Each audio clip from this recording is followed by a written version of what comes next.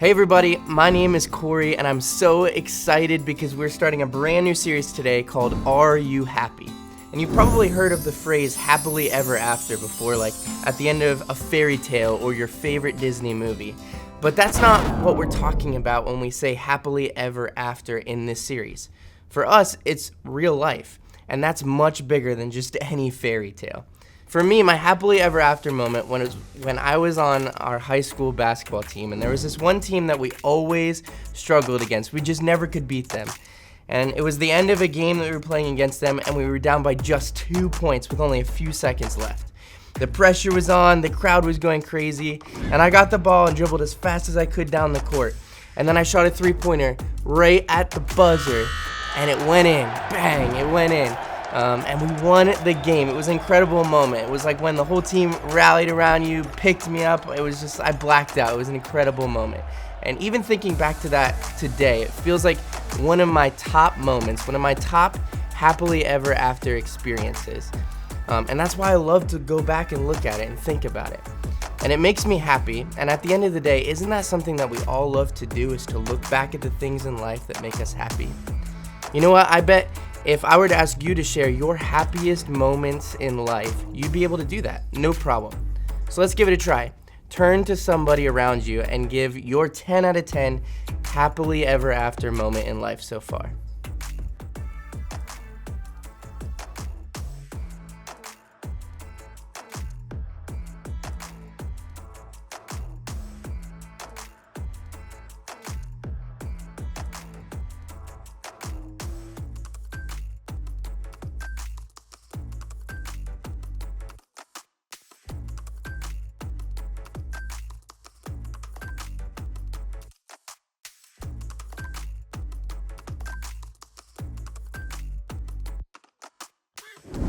So guys, on the flip side, what if I was to ask you to share about a time that you had a 0 out of 10 day? A day that what you wished would never happen again. Basically the exact opposite of a happily ever after. Don't worry, I'm not gonna actually make you tell a friend around you, but at least you probably have thought of an answer. And when you did, you probably didn't like the way that it made you feel. Maybe your palms were getting sweaty, or you started to shift in your seat, or maybe your stomach felt a little queasy, your heart started racing, maybe you started to feel tears in your eyes. You started to look at the clock and hope that this video would be over as soon as possible. Don't worry, that's a natural human response. Whether we realize it or not, we all get a little uncomfortable with feelings that just, well, aren't happy. Maybe you get that grade back and it's not high enough to pass, or maybe you don't make the team and you're not sure how your friendships will be different because of that. Maybe your family is splitting up and you have a lot of big feelings about it. Or maybe you're afraid to be happy because every time you feel like things are going well, something happens to ruin it. Moments like that, they can leave us feeling anything but happy. And for some of us, we may want to rush right back to them and forget they ever happened. Instead of feeling the unliked, uncomfortable, unwanted feelings that come with them, we push them away and try not to feel them at all. And honestly, I get it. Happiness is this feeling that we like to feel. But the rest of those feelings, they're just so much more complicated. But what if I told you that those uncomfortable feelings weren't necessarily wrong? What if I told you that they're actually designed for us to feel, rather than just ignore them, if we found a healthy way to really move through those feelings? But don't just take my word for it. All throughout Scripture, we find real stories of real people who felt really big things all of the time. And in their own experiences, we can see what it looks like to feel all of our feelings, happiness, sadness, and everything else in between. Take David, for example. In the book of Psalms, he wrote this in Psalms chapter 30, verse 1 through 12. I will exalt you, Lord, for you rescued me. You refused to let my enemies triumph over me. Lord my God, I cried to you for help, and you restored my health. You brought me up from the grave, O Lord. You kept me from falling into the pit of death. Sing to the Lord, all you godly ones. Praise his holy name. For his anger lasts only a moment, but his favor lasts a lifetime.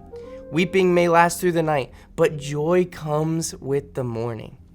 When I was prosperous, I said, nothing can stop me now. Your favor, O Lord, made me as secure as a mountain. Then you turned away from me, and I was shattered. I cried out to you, O Lord, and begged the Lord for mercy, saying, what will you gain if I die? If I sink into the grave, can my dust praise you? Can it tell of your faithfulness? Hear me, O Lord, have mercy on me, help me, O Lord. You have turned my mourning into joyful dancing. You have taken away my clothes of mourning and clothed me with joy, that I might sing praises to you and not be silent. O Lord my God, I will give you thanks forever. You see, guys, David was at a happy time in his life when he wrote these words. But even though things were going great for him, he wasn't saying life was all great and perfect all of the time. He was expressing a wide range of feelings all at the same time. Why? Well, because I think David understood that this was how God made him. It's part of how God makes all of us. As human beings made in the image of God, you are free to feel. And I mean really feel. Like all the feels kind of feelings. Because life is so much more than just being happy all the time, just being happily ever after. And it doesn't have to be a bad thing. Guys, think about it this way. Check out this map that's on the screen. Guys, I love taking road trips, and one of my favorite places to take a road trip to is Disney World, known as the happiest place on earth. But if you and I about to get in the car right now and start driving to Disney World, we wouldn't be there quickly, right? We'd have to, actually I looked up on my GPS and it takes 14 hours to get to Disney World. There's so many places that we'd have to stop along the way, and that takes a while. Guys, the same can be true about our feelings. We may want to feel happiness, but we can't really get to that happily ever after without passing through a lot of other feelings and emotions along the way. Anger, grief, fear, sadness, it's all part of life. And it's all part of what ultimately helps us experience and appreciate that happiness that comes in the presence of God in our lives all the more. That is why you are free to feel. Not just one feeling of happiness, but every feeling along the way. Feelings mean that we are human. They don't mean that we're broken. You are free to feel anything because that's how God created us to be. And as Jesus reminded us, that's also how we experience the kind of happiness that only comes from God's comfort and presence in our lives. I want you to remember that you are free to feel. And more than that, Jesus promises we will be comforted when we do. And that's a pretty good happily ever if you ask me. Guys, I get that for some of us, feeling a lot of feelings may not sound that challenging at all. We're the kind of people that always feel the feels, and we wear our heart on our sleeve. But I know that for others of us, feeling even one feeling can sound like a challenge. You've gotten used to being numb to all of your feelings. The reality is, no matter where you land here, I think there are a couple of things that we can all do to step into the freedom to feel what we feel. First, let's start by noticing what you feel. Pay attention to your feelings as you're feeling them. Even if you can't necessarily name what you feel or why you're feeling it, notice what's happening in your mind and in your body. Don't ignore or push away or numb those feelings or responses that might feel uncomfortable or scary or unpleasant. Second, think about who you can share your feelings with. Man, I know that sometimes the best thing that we can do to understand and to process what we're feeling is to talk about it with somebody that we trust. There may be some of you who need a safe space to feel those feelings today. And I've got good news. Your small group is a great place for that. I'd love to encourage you to open up with the people in your circle today about what it means to know that you are free to feel. And so as you head to that group, I want you to ask yourself this question. What is one way that I can be more comfortable to feel what I was made to feel?